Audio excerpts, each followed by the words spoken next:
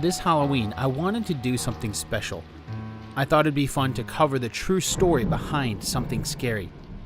But after starting to look for some movies to fit the bill, I quickly realized most of the scary movies that claim to be based on a true story also require a belief in something extraordinary, something supernatural. Then, just a couple weeks ago, I heard an interview with Ben Mesrick. Ben is the author of over a dozen books, including Bringing Down the House, which later was adapted for the movie 21, and The Accidental Billionaires, which is the book that Aaron Sorkin adapted for the screen in The Social Network. In Ben's interview, he was speaking about his most recent book called The 37th Parallel. This book covers something a bit different than a bunch of MIT students taking on Vegas casinos or the founding of Facebook. It covers UFOs. I'm paraphrasing here, but Ben said one of the main reasons he deviated from his normal topics to write about something so out there was because he was fascinated by the fact that any time the topic of UFOs comes up, people instantly discount it as untrue. No ifs, ands, or buts. As soon as the term UFO comes up, it's laughed off as fiction. And yet, as Ben points out, for many people, these paranormal experiences are as real as the stories you and I will be sharing with our families at Thanksgiving next month. So, Ben decided to challenge the status quo and write about it. This got me thinking of the very first story we covered on this show. Do you remember? It was the story of Hugh Glass, the real man who inspired The Revenant. Hugh survived a crazy bear attack followed by extraordinary conditions in nature time and time again. But no one else was around to confirm his unbelievable tale. He may not have had a reason to lie, but does that stop people from stretching the truth a bit just to make the tale seem like a better one? Or even a more recent story like Argo, which is based on the telling of Tony Mendez, a retired CIA agent who claimed to be there just a few decades ago. But it was a top-secret mission, so we're relying heavily on Tony not bending the truth and telling his tale. For any story, really, how do we know they're not just making it up? People will do some amazing things just to get their 15 minutes of fame. While I'm not trying to say Hugh Glass or Tony Mendez lied about their tales, I merely want to point out that all stories require a bit of faith. We must first believe in those who lived through the tale. Although, I'll be completely honest and upfront when I say I'm skeptical of tales involving ghosts and hauntings, but I'll also be the first to admit there's a lot about the world that I don't know. Like Ben Mesrick, I'm fascinated by stories that many people so quickly dismiss as fiction without so much as a second thought. Why is one person's word any better or worse than any other's? Why do we openly believe the stories we see on the mainstream media like CNN, Fox, or NBC, and yet dismiss the stories of others? Especially since we all know the mainstream media isn't always entirely truthful themselves. If you're like me and you're skeptical of the supernatural, I'm not asking you to start believing. All I'm asking is that we both give those who lived through these events the same credit we've given others with fantastic tales, such as Hugh Glass, Tony Mendez, or any others you hear recount their stories each and every day. We may not believe in the paranormal, but those who are telling the stories believe them to be true. So I'm asking you to suspend your skepticism, and I will do the same, even if it be for the next few minutes. Some stories are simply strange, and we don't know the truth. The only thing we do know is what those who lived through the events claim to have happened. Or do we? Is there some other documented fact that's being left out? With all of this in mind, and in the spirit of Halloween, let's dive into the tales that inspired Hollywood's The Conjuring. I'm Dan Lefebvre, and this is based on a true story. Now, before we dive into this week's episode, I want to let you know that next weekend, on Saturday, November 5th, I'll be taking part in the Extra Life charity. If you're not familiar with Extra Life, think of it sort of like one of those charity walks, except instead of raising money by walking, I'll be raising money by playing video games. And that's where you come in. If you can, please consider donating. The money goes to a great cause. It's the Children's Miracle Network Hospitals, and it's completely tax deductible. So what's to lose? Hop over to basedonatruestorypodcast.com/extralife to learn how you can donate, whether it's $1, $10, or really whatever you can afford to help the kids. And if you can't donate, Please help me spread the word by sharing that link with your family and friends or on your social networks. And then on Saturday, you can follow my gaming exploits as I stream live on Twitch. So again, that's based on a true story podcast.com/extralife. And there you can learn more, donate to Extra Life, or find the Twitch link to watch me live stream on Saturday, November 5th. I'll make sure to put that link in the show notes. So thanks in advance, and I look forward to seeing you on Saturday.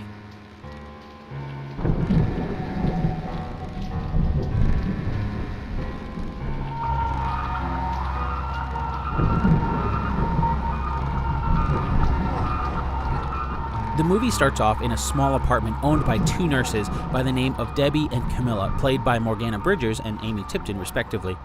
We learn their story as the two, along with their fiancé, are explaining the story of a doll to Ed and Lorraine Warren.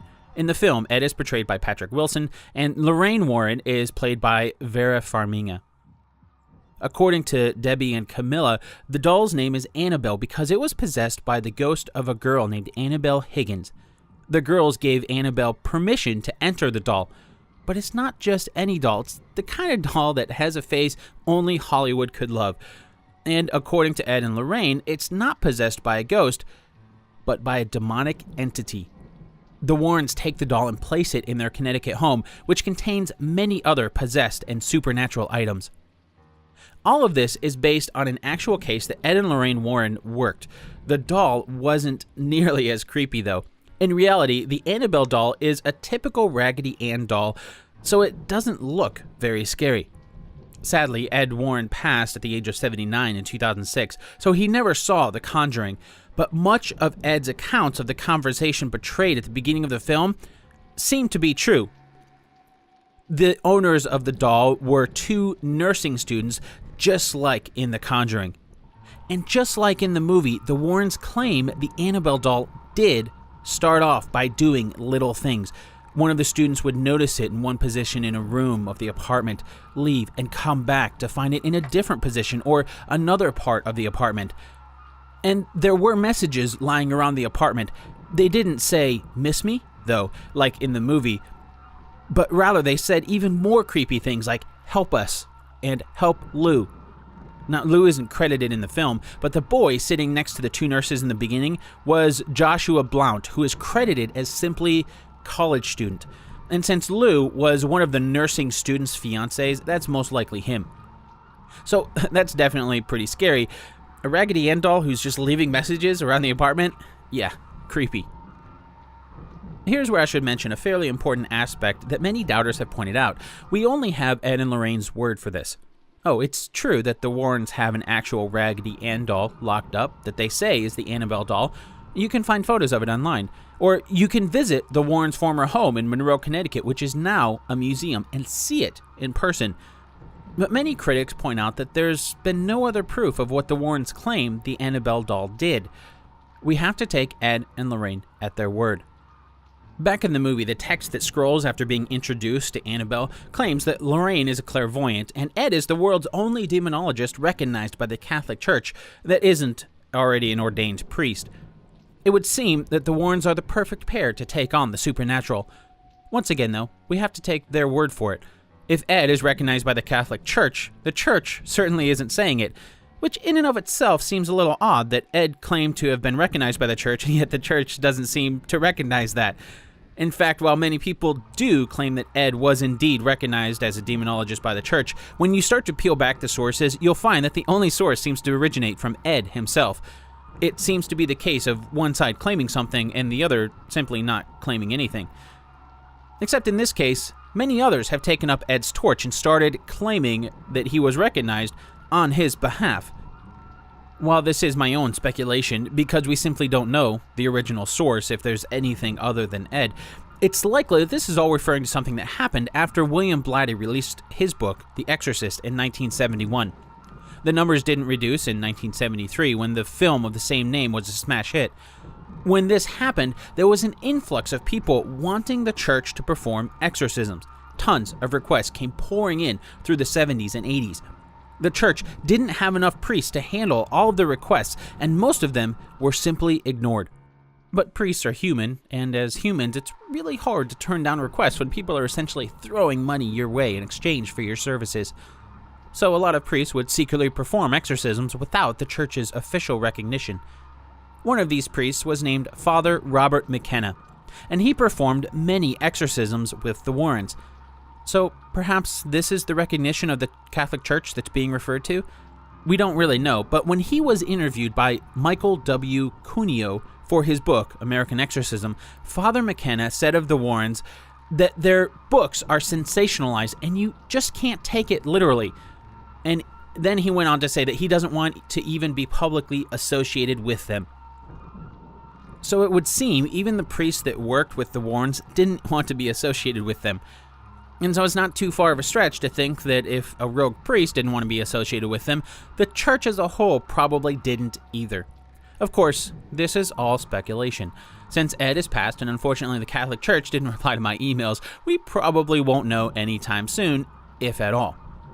Back in the movie, after being introduced to Annabelle and the Warrens, the movie cuts to the Perron family arriving at their new home. The parents' home was located in Harrisville, Rhode Island. Harrisville is about 20 miles northwest of Providence, which is the capital of Rhode Island. That's also about 60 miles southwest of Boston, Massachusetts, just for reference there. It's set on 200 acres of land, and the home itself was an old farmhouse built in 1736. While I haven't visited the house personally to count them, some reports claim the house has 10 rooms while others say 14. Regardless, it's safe to say the Harrisville home gave the large Perron family plenty of space. So it's easy to see why Roger and Carolyn would want to move there with their 5 daughters. The parents consist of Roger and Carolyn along with their 5 children, Andrea, Nancy, Cindy, Christine, and April. The actors portraying the Perron family in the film are Ron Livingston as Roger and Lily Taylor as Carolyn. The children are played by Shanley Caswell as Andrea, Haley McFarlane as Nancy, Joey King as Christine. The role of Cindy is being played by Mackenzie Foy, and finally, little April is played by Kyla Deaver. As you probably could have guessed, the Perron family definitely is real. And the characters are all real, all 7 of them in the family. In fact, most of the Perron family were involved in the making of The Conjuring, and the producer of the film took advantage of this when marketing the movie. After The Conjuring was released, Andrea recounted one of the moments from when the family was moving into the house. Andrea recalled, and I quote, "I walked in with the box from the truck, and I greeted a gentleman that was standing in the dining room. He ignored me as if I was a ghost. Both sisters saw him too, the 2 that followed me in. And the 3rd walked into the kitchen and said, 'That man in the dining room just disappeared. That was our first encounter,'" end quote. So it would seem as if the house was haunted from the beginning. In their first night in the movie, the children are playing a game of hide and clap when they stumble upon an old cellar that's being boarded up. While we don't know if the children actually discovered the cellar in this way, the parents' home did have that cellar, according to Carolyn at least, and it filled the family with a sense of dread. But then, dark and dusty cellars filled with cobwebs tend to give off that kind of vibe. In the movie, things start to get creepy right away. The morning after finding the cellar, poor Sadie, the family dog, is found dead outside by little April. Then, that evening, Nancy and Christine are in bed when Christine's foot gets pulled by something off-screen. Like the Annabelle doll, things are starting off slowly. Just a few days later, the 2 girls are sleeping when Christine's blankets are torn off. It wakes her up, and she's frozen in fear when Nancy wakes up. Christine can't speak, but she points. "There's something behind the door," she manages to say. And then, of course, in Hollywood horror fashion, she gets up, Nancy that is, gets up to investigate. After a moment's pause, both girls scream, causing the parents to come running in and flip on the light. All of these reports are true. Well, at least they're true according to Christine and Nancy. As you might expect for something occurring in the 2 girls' room at night, no one else was there, so we don't really have any other word to go off of. But there is one key point to make here, and that is that the movie makes it seem like all of these events happened in a pretty short timeline. There's not a lot of time passing between the parents moving into the home at the beginning of the film and then moving out at the end. So While the movie's date of 1971 is correct for the Perrons moving in truth, the Perron family lived in the old farmhouse for 9 years, from 1971 to 1980. And according to the kids, this sort of taunting and terrifying event took place all the time. So these events in the movie here aren't really actual events that anyone can prove, but more an amalgamation of a number of events as told by the Perron family.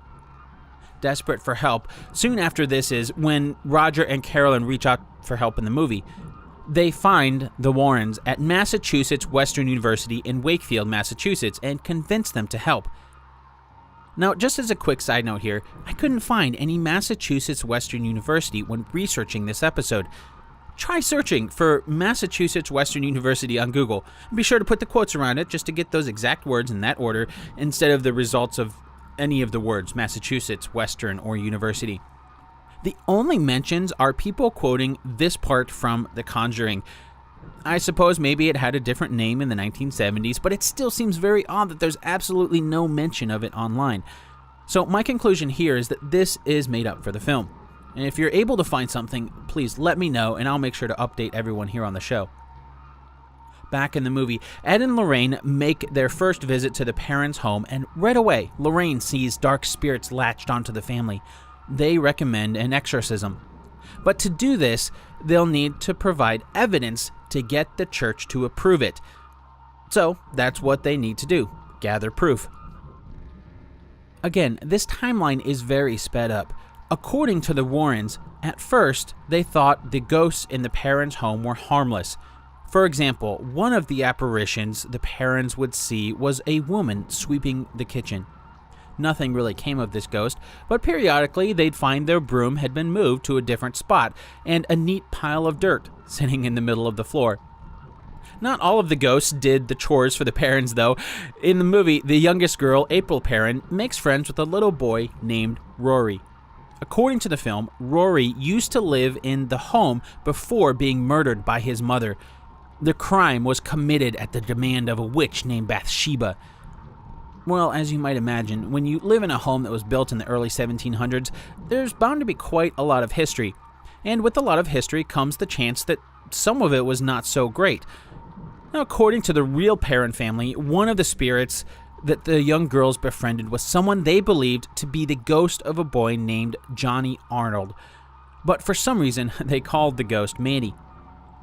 The Arnold family was one of the first owners of the home. There are stories that circulate claiming Johnny took his own life by hanging himself in the attic of the home in the 1700s. Still other reports claim young Johnny's mother hung herself at the age of 93 in the barn. And yet other reports claim one of the Arnold children, Prudence, was raped and murdered at the age of 11. Then the stories claim local authorities ended up charging a farmhand with the crimes. We see these sort of reports being uncovered by the Warrens in the movie, and sure enough, these are the things the Warrens claim to have uncovered in their real investigation. As the Warrens are doing their research behind the history of the home in the movie, they find that Bathsheba was one of the original owners of the home and laid a curse on anyone who owned it after her. Just like in the movie, the real Ed and Lorraine Warren claimed to have looked into the history of the Perrons' home. I say claimed because the results don't really match with history. For example, if they had truly spent so much time researching the story, they must have read a book called The Black Book of Burrillville. That's an old book filled with odd deaths in the area, so surely if the story the Warrens claimed were true, Bathsheba would have been in there. And yet, she wasn't. That begs the question, did they go into their investigation looking for answers? Or did they go into the investigation with answers, looking for a story to back up those answers? And what really happened? Bathsheba Sherman was a real person, and most of those stories that the movie mentions do exist now. By that, I mean there are stories that people have claimed are real for a long time before The Conjuring was released. However, just because a story exists doesn't make it historically accurate. The truth is, we don't know what exactly the Warrens uncovered in their research. We only know the stories that they claimed to find. And these stories are different than what the historical documents say actually happened. While the movie wasn't the first to make these claims, its popularity didn't help uncover the truth. In the movie, the story is that Bathsheba killed her own child just before hanging herself and laying a curse on the property. And that's what kicks off all of the evil supernatural events that we see on screen. This part of the movie is based on claims that the body of one of Bathsheba's children was found to have a hole in its skull, almost as if a needle had been thrust into the child's head. According to the story, local authorities charged Bathsheba with manslaughter, and rumors started to stir that she was a witch.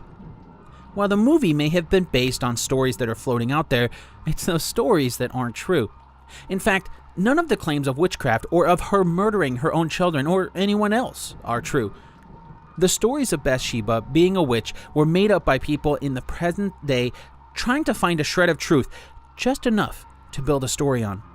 Since she was a real person who just happened to live a few miles from Massachusetts, just a few decades after the Salem witch trials in the 1690s, it sounds like something that could happen, right? Except it didn't. Oh, and that whole thing about the clocks stopping at 3:07 a.m. because that's when Bathsheba hung herself, also not true. But it sure makes for a spooky story. One of the historians who uncovered the truth behind Bathsheba is Jamie Rubio, who has a great article on her site that goes into some of the claims against Bathsheba. Jamie has done extensive research into the documentation, newspaper clippings of the time, and other historical documents and performing interviews. Her findings tell a completely different story than what we see in The Conjuring. Prudence Arnold wasn't raped and murdered at the old Arnold estate. Bathsheba didn't hang herself like the movie claims, but rather died on May 25, 1885 from paralysis due to a stroke. The local newspaper then offered a nicely worded obituary, not really something you'd expect for someone supposedly thought of as a witch. The stories the movie are based on have just enough truth to make it seem correct at first glance. There's real people like Bathsheba and real places like the old Arnold estate. Jamie's book, called Stories of the Forgotten, Infamous, Famous, and Unremembered, offers some great, well-researched documentation on the real history. I'll make sure to put a link to Jamie's article and book in the show notes. For The Conjuring, it's fairly obvious that most of these little details and facts were filled in for the sake of the film. Where many believe there to be seemingly random dots, they were masterfully connected together to tell a terrifying tale on the big screen. As the film starts to climax, a bunch of things happen that, well, didn't really happen in real life. For example, in the movie, a couple more of the prominent ghosts are Rory and Mrs. Walker. According to the film, Rory was killed by his possessed mother, Mrs. Walker. Then she hung herself after realizing what she'd done. In the movie, Carolyn meets the ghostly Mrs. Walker in the old cellar. In truth, there's no record of Mrs. Walker in any of these events at the farmhouse. This particular story was most likely based on the legend of Johnny Arnold and then his mother Susan, who hung herself in the barn, which we learned about earlier. Of course, this isn't true either. But that didn't stop the story from growing, and that's really what a lot of the movie's ending is based on. Stories that have been made up and then passed on and extrapolated. Everything in the movie comes to a happy ending when Ed Warren ends up doing an exorcism of the house on his own. Well, he's helped by Lorraine and Roger Perrin, but Ed does the exorcism of Carolyn without the help of a Catholic priest. It works just in time for the sun to rise. As the parents stumble out of the house, Ed and Lorraine look on to see the family that they've restored. It's a happy ending. As we learned in the beginning, the timeline was extremely rushed in the film. What seems to take just a few days, in truth, was years. The parents lived in the old farmhouse until 1980, 9 years after they moved in. Everything in the movie boils down to whether or not you believe the only witnesses who claim to have been there, namely the Warrens and the parents. When the movie was released, the Perrin family swore that the events in The Conjuring were true. According to Andrea, The Conjuring, quote, is a fair reflection of the chaos and danger we faced at the farm, end quote. Andrea even wrote a 3-part series of books about her family's experiences in their home. The series is called House of Darkness, House of Light, and you can find them for sale online. Unfortunately for believers of the events in The Conjuring, a major blow to credibility happened when it came to light that the Amityville Horror, another of Ed and Lorraine's cases that turned into a Hollywood blockbuster, was revealed to be a hoax. According to Snopes.com, quote, the history of the Amityville Horror, as with The Exorcist, began with a best-selling novel. A book entitled The Amityville Horror, A True Story, written by Jay Anson, was published in 1977 and quickly scaled the sales charts. Anson was not a resident of the infamous possessed house, but a professional writer hired to pen a book based on supposedly true events that had taken place there several years earlier, end quote. The Amityville case involved the Lutz family, and just like the Perron family, after the Warrens were called in, everything seemed to be okay afterward. No one living in the Amityville home since these supposed events have ever claimed anything happening. And the same is true for the old Arnold estate in Harrisville, Rhode Island. In 1988, shortly after the Perron family moved out, the Sutcliffe family moved into the old Arnold estate. And they lived in the old home peacefully until 2013. All of that changed when The Conjuring was released. In an interview, Norma Sutcliffe, one of the current owners, said, "We haven't slept in days. We wake up at 2 o'clock in the morning and there are people with flashlights in our yard." Norma and her husband have reported that they've never seen any ghosts or hauntings in their 25 years in the home since the parents moved out and The Conjuring was released. But ever since the movie came out, they've lost their privacy. And according to Norma, even Andrea Perron has had regrets writing her books about the hauntings.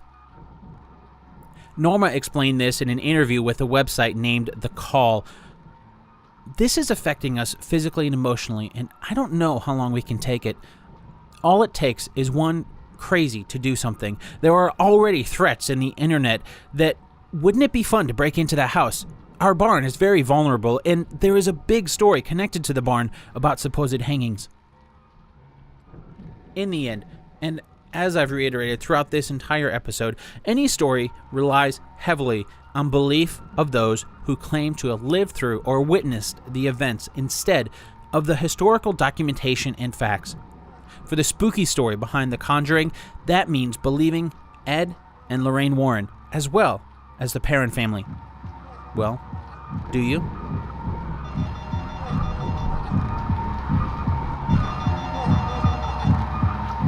This episode of Based on a True Story was written and produced by me, Dan Lefebvre. As we've learned, there's not much fact behind The Conjuring, at least not the kind of fact that we can prove with documented history. But there are some captivating tales nonetheless, and with the season of Halloween, it can make for a great story, regardless of whether or not you believe them to be true. To learn more about these events, I would recommend picking up Jamie Rubio's book called Stories of the Forgotten, Infamous, Famous, and Unremembered. In it, you'll learn the true story of what really happened. Or if you're just looking for a spooky tale, regardless of accuracy, you can pick up Andrea's 3-book series called House of Darkness, House of Light. Each book is about 500 pages long, so it provides a fairly accurate recounting of the Perron family's claims. Thanks for listening to the Based on a True Story podcast. If you want to go behind the true story, you can sign up for the show's newsletter and find all of our other episodes at the show's home on the web at basedonatruestorypodcast.com. And don't forget, you can support the show by becoming a patron at patreon.com/basedonatruestorypodcast. Patrons of the show will get an exclusive peek into the creation of each episode and a heads up for future episodes before they're released. Plus, when you sign up to be a patron of the show, you'll get the warm, fuzzy feeling of knowing that your monetary support helps me keep the lights on and keep the show going. And if you've made it this far into the show, I would really love to hear your thoughts on The Conjuring. Do you believe the events are true? Why or why not? You can chat with me about it on Facebook over at facebook.com/basedonatruestorypodcast, or you can get in touch with me directly on Twitter at Dan Lefebvre, DanLefeb. Finally, I'd like to thank my daughter for creating the creepy music and sound effects that you hear behind this episode. So from my family to yours, have a very safe and happy Halloween.